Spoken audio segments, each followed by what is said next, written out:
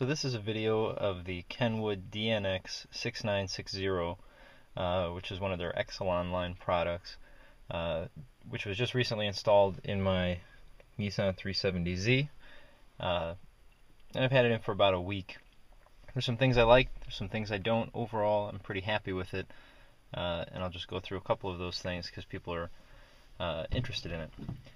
So first of all, in terms of some startup times, here's a cold startup. It takes about 20 seconds from start to finish in terms of booting up. One thing that's nice is while this screen is up, you can actually immediately go to the backup camera. You can see the unit's still not booted up. You don't have to wait for it. And now it's up. This is just a standby screen, and I've obviously changed the background to suit the car. So I'm going to push the source button first just to show you what all the source settings look like.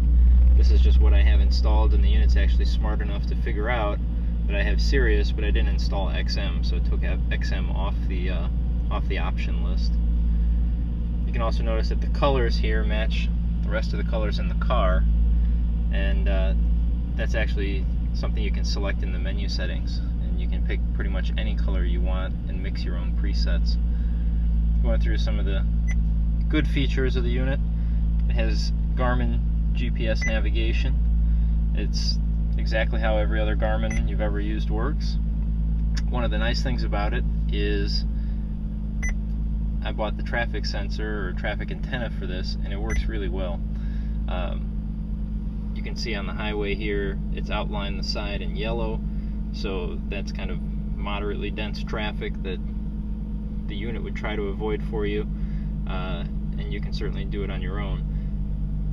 Up here in the top left is a color of the traffic on a route that you're taking, and obviously if we were going south on the highway from north of that area, it would give us a yellow indicator. It would tell us there's traffic, and then it actually puts a little box out here that says the time added to your route due to the delay, and then on this side will actually tell you the distance of the delay. Actually, I think that's over here too, but it'll tell you how long the delay is as well. So just let it keep searching, who cares. All of these boxes can be changed. It says your direction, elevation, time, speed, but you can make those almost anything you want. So pretty happy with the navigation aspect of things. By the way, this was installed in a 370Z with the Bose system, which had its own little pitfalls of installation requirements. AM is the deadline. FM tuner works. Nothing really magical there. One of the things that I'm not so thrilled with in the car, or at least with this unit, is that it takes a lot of button presses to do things that you would normally do really quickly in your stock unit. For example, this is the screen that comes up when you push FM. To get a list of your presets, you actually have to hit list, and then they come up here, and you can arrow down through different menus to get different stations, which isn't terrible, but those are actually pretty small buttons, and when you're driving along, trying to push through those is not the easiest thing in the world. Also, if you want to change presets this way, you can choose presets on this bar if you bring out this menu, but these are only presets for FM1, which it says up here. You have to push FM again and bring that back out to switch presets for the other stations. Again, not terrible, but not easy to do when you're driving along. Sirius is similar. We have no signal now, but again, to bring your presets out, you have to push list. This actually gets you through your channels. When you push list, you can go to control, and then you get your presets again by the second menu that comes out on the bottom. It works alright. I did install the controller, the pack controller for the controls on the car, which are source, volume, up and down here, channel up and down, and this was initially the control for voice dialing and hanging up, which really no longer works correctly, so we made one of those a mute button.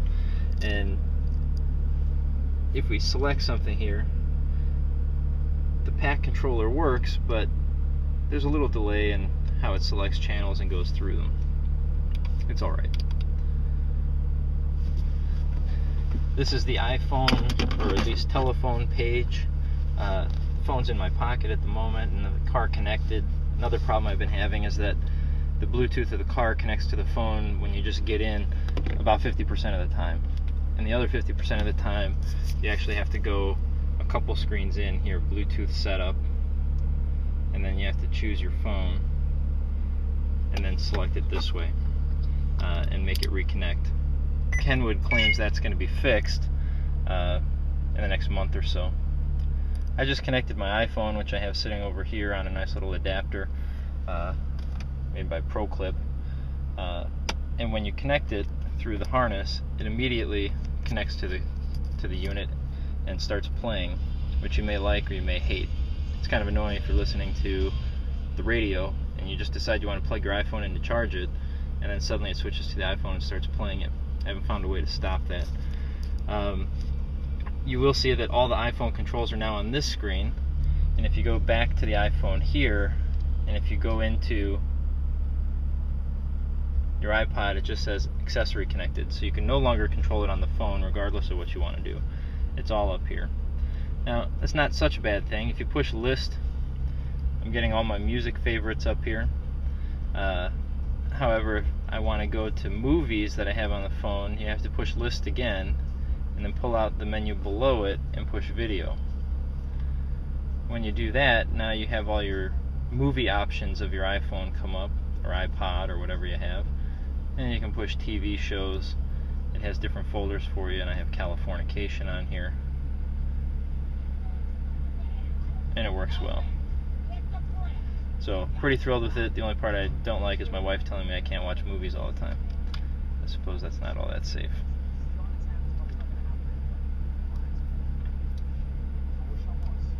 Notice it's taking a lot of button presses to go back to other things that you wanted. So exactly if I want to go back to my music, it took forever.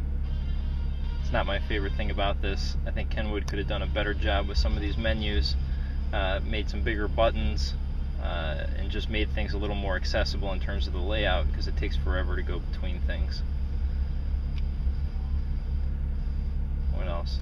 This has the USB connection. Right now the iPhone is connected through the USB harness. That's how the iPhone adapter connects to the unit. So when you install this, make sure that the USB connector is available somewhere in the car, so you can unplug your iPhone harness and plug in, you know, your USB adapter or whatever else you want to use. It does play DVDs,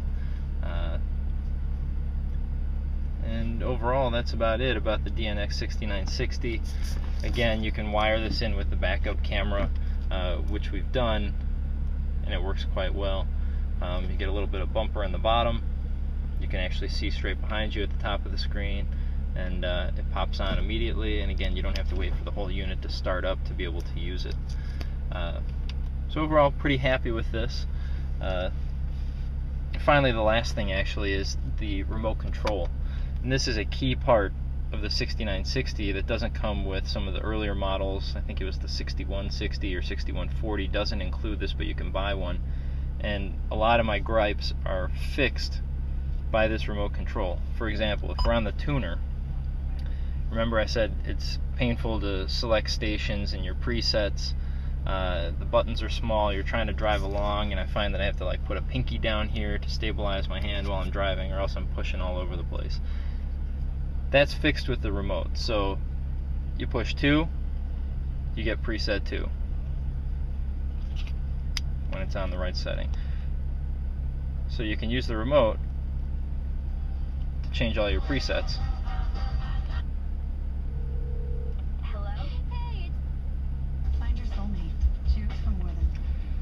Now the remote does more than just the radio. You can switch it to a nav mode, and it can change your zoom settings. You can have it tell you, you know, the overview of your route. You can use it for DVD control. I mean, really the remote is your gateway to using this whole unit, and it's your gateway to using it without trying to push the touch screen while you're driving, which is a pain in the rear end. So I didn't think I was going to use the remote at all, and now it just sits in my cup holder because I use it all the time.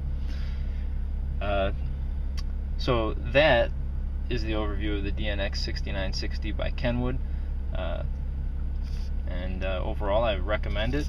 I think you'll enjoy it, but it's not perfect.